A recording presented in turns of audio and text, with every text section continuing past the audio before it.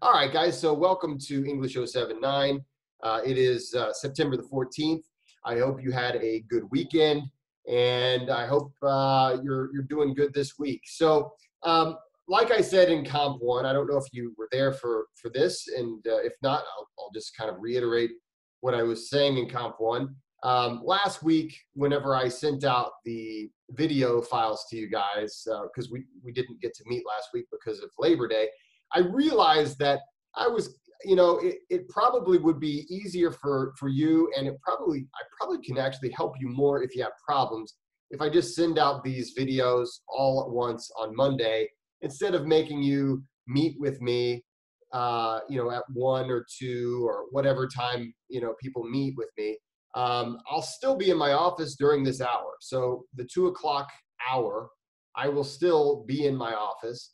If you need to talk to me. But what I'm going to do is just send out a video, probably Monday morning sometime, that will do the exact thing that I'm doing right now. And you can just kind of watch it on your own. If you have questions, or if you need to talk to me individually, well, hey, you know what? We can still do that. And the nice thing is we can use the class time that we would normally be meeting. We can just meet during that class time. And so I know you guys already know that I have office hours, 8 a.m. Monday, Wednesday, Friday. Now, I know for a lot of people, especially whenever I was in college, 8 a.m. seemed especially early. So I don't blame you if you're like, I don't really feel like going to that. And then when it comes to my Tuesday, Thursday office hours, there are times whenever I can't make those office hours. So what I'm going to do is send out the video of, hey, this is what we're doing each week. And then if you have questions, you can email me. A lot of you guys have been really good about emailing. And that normally we can fix most problems via email. But if you need to, hey, we can maybe even do a one-on-one Zoom call during this hour, and maybe I can help you out a little bit that way. So this will be our last live meeting, unless I email you and tell you, hey, I changed my mind. But I think this will be good for you guys, especially if you already understand everything. Cool. You've got a lot more time that you can just spend working on your projects, and that'll be good for you and for everybody involved. So having said that, let's get into what we're doing this week in English 079. Of course, everybody understands that Comp 1 right now is, we've got a lot of stuff going on in that class this week. So again, everything we do in this class has something to do with Comp 1, or it's geared towards success in college as it relates to your writing life, as it relates to communication. So let's take a look at what we're doing this week. Now, I recently changed a few things on the schedule. So you may need to take a look at the new updated schedule that I have up on Blackboard if you've downloaded this on your computer. But if you haven't, well, then you wouldn't even notice unless I told you so. But we are in week 5.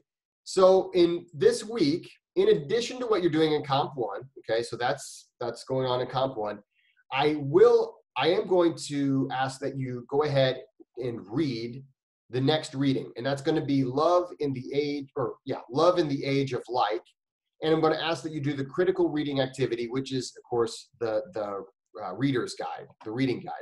So let me kind of give you an idea of how this will all work. Let's see here. Oh boy, I am lost. All right, I'm just going to go ahead and log into my venue.edu and then get into my Blackboard from there. So, okay, so you're going to go to English 101, and reading number 3 is going to be Love in the Age of Like. So you go to Homework and Assignments, and you'll go to the Essay 2 Project Materials folder. You click there, and you're going to find Love in the Age of Like. So you're going to read this. Now, the first thing you're going to notice when you take a look at the PDF full text is that it's longer than the readings last week. I mean, it's way longer, or the last 2 weeks. It's way longer. But all of the readings we're going to do this semester are they're about this length, okay? They're going to be pretty long. So let me kind of give you some pointers as far as how to make your life easy, how to do the reading guides for this kind. When you get to this length, how do we do this? So in the English 079 folder or Blackboard, you go and you can get the in content and assignment links, you can get the reading guide file here. And I'm just going to go ahead and get that file. And here's the thing. So now we know that we have an author. So we know that we have to look up who the author is to maybe find out something interesting about that author. So when it says who is the author and what is something interesting about them, you should be able to look up Aziz Ansari. You'll find out he's a comedian, he's an actor, that sort of thing. So you'll write that here.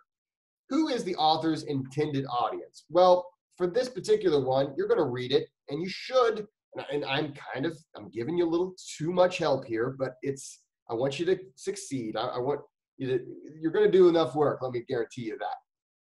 But, okay, who's the intended audience? Well, okay, it's about dating. Okay, who is normally in that group? So, probably people who are not married, probably people who are maybe in the dating game or interested in that sort of thing, interested in meeting somebody. So, hey, you probably write a little something about that there. Now, the next part is the part that I really want to focus on. It's that reverse outline, okay? So we have your introduction, thesis statement, the body paragraphs. So here's, and be sure to rewatch this portion of the video as many times as you like to get an idea of what we're doing. So if you're taking a look at the reading guide, the very first part is the introduction. Well, let's see here. I'm going to tell you this. The introduction is pretty long. Okay, it's this whole first section here. Now, what I want you to do is read that section and kind of get the gist of it. And I'm just going to tell you, he introduces the idea, okay? So how does he do his introduction? He's introducing the idea of dating by using a example from his parents, how they met each other, okay? So basically, you just put that. The author introduces the idea of dating by using an example about his parents. Great. Thesis statement.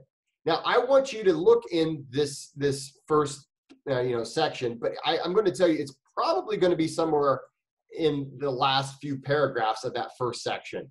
And all I want you to do is maybe you read the whole thing first, and then you come back and you say, okay, in that first section, is there a sentence, or maybe there's two sentences that pretty much give me the claim or the point that the author is trying to make? And you can just copy and paste that in there. Done. Cool. Now, the next thing, you've got your body paragraphs, right? And we have the body A, B, C, D, and then the little a, B, and C. Now, what I want to show you in these longer readings is subheaders, okay? If you take a look at these subheaders, okay, we've got where bozos are studs, okay? So there's multiple paragraphs in that section. Well, guess what? That section is what we're going to be talking about in body A. Now, here's the thing. I don't want you just putting where bozos are studs for A. I want you to, you haven't read this yet, but you're going to have to read it and figure out what he's talking about. And in your own words for A, all I want you to do is basically say, what is the main idea of this section? Okay, and I'm going to tell you right now, just because I want you to get it, I need you to read this so that you can get this, because I'm not always going to tell you. But basically, this section covers how people who are using online dating often believe that they can be pickier than they should be. And that's basically it. That's the main point. Online dating causes people to believe that they are far more attractive or far more desirable than they really are, and it causes them to be more picky. Okay, that's what I would put for big A, okay?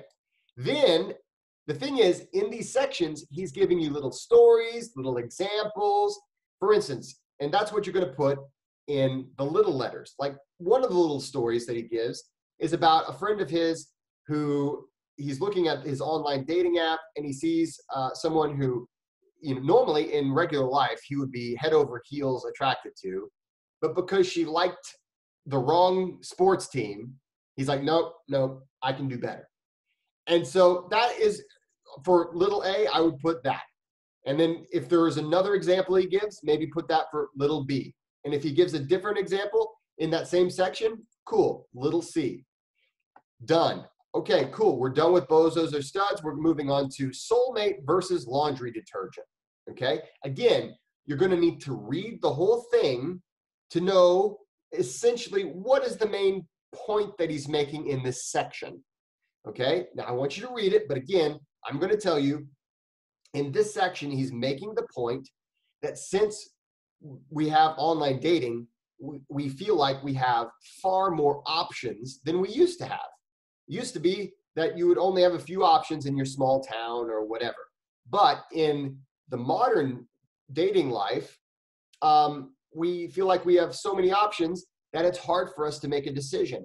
It's just like whenever you go to the grocery store and you see all these laundry detergents, there's just too many of them for you to know how to make a decision, okay? So for body B, I might say modern dating makes people feel like they have too many options. Or I might say, because there are so many options with online dating, people have a hard time committing to one person. You see, that's me putting it in my own words, and that's basically what he says in this section.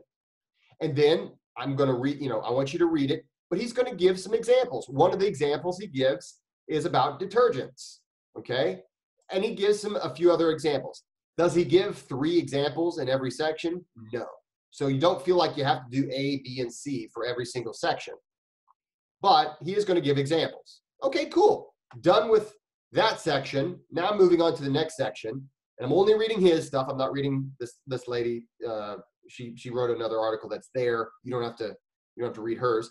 But okay, the next one, passion and patience. Okay, I'm not going to tell you everything about this article. I want you to work hard on this. But all I need you to do is read it. And essentially, what is the point that he's making in this section? And that's going to be your big C. Awesome. Does he give some examples? Well, of course he does. Well, that's going to be little a, little b, or little c. Maybe he gives all 3. Maybe he just does 1. Fine. Now, passion and patience is the last one that's the last major section. So you're only going to have big A, big C, or big A, big B, and big C. That's all you're going to have. Okay? And then you're going to give the little A's and little B's to help that out. Cool. Conclusion. Okay. At the very end, how does he close it out? Okay?